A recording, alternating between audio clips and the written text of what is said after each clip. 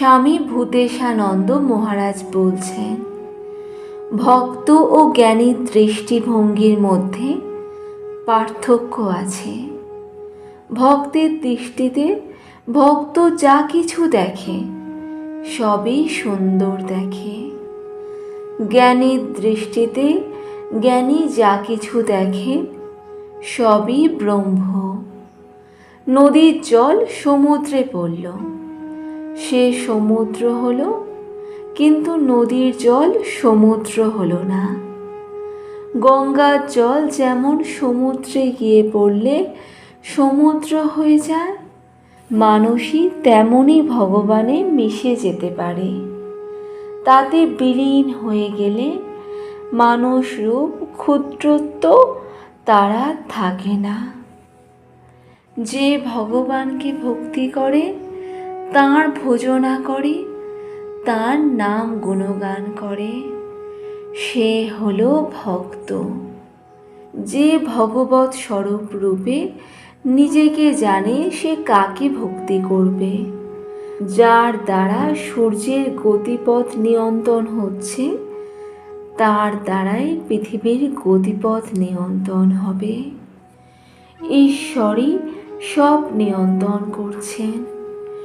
ঈশ্বর শব্দের অর্থ নিয়ন্তা। আর নিয়ন্তা যদি না থাকেন তো চলবে কি করে? তিনি সব নিয়ন্ত্রণ করছেন এবং তার ইচ্ছা ছাড়া কিছুই হবে না। ভগবানকে সবচেয়ে প্রিয় বস্তুর মতো ভালোবাসতে পারলেই ধীরে ধীরে সেই ভক্ত ভগবৎ স্বরূপেতে রূপান্তরিত হয়।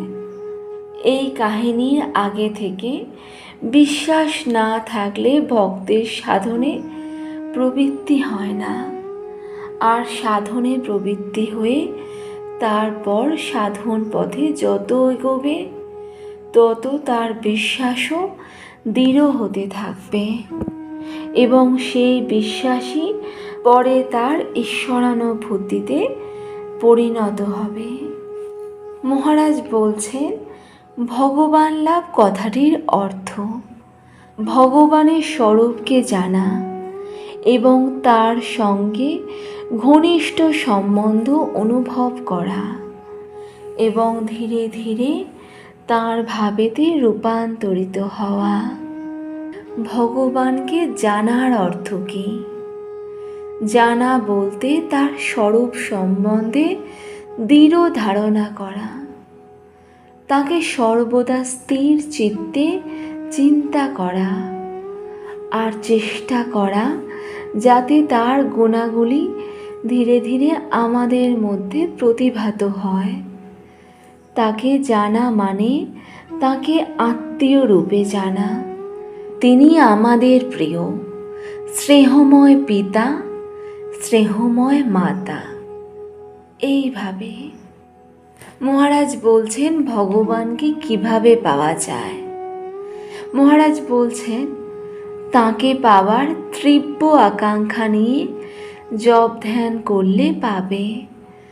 তারপর ঠাকুর বলছেন, কোনো একটা বিশেষ ভাব আশ্রয় করতে হয়। সাধারণত শান্ত, দাস্য, সখ্য, বাৎসল্য ও মধুর এই ভাবগুলি আশ্রয় করা হয়। আধুনিক কালে তাকে মাতৃভাবেও উপাসনা করা হয়। মাতৃভাবে উপাসনার কথা সর্বত্র বলা নেই, এটি আরও আধুনিক ও পরের ভাবধারা এবং এই মাতৃভাবে উপাসনাও একটি কার্যকর উপায় বলতে পারে। ভগবানকে পেতে হলে কষ্ট করতে হয়। হ্যাঁ, তা হবেই তো। কষ্ট না পেলে তো সবাই তার দেখা পেত। কষ্ট বলেই তো সবাই পায় না। সংসারে থেকে ভগবানকে কিভাবে ডাকব? মহারাজ বলছেন, শ্রী শ্রী রামকৃষ্ণ কথামৃত বইটি পড়ো, তাতে উত্তর পাবে। ভগবানকে এক হাতে ধরে আর এক হাতে সংসার করো।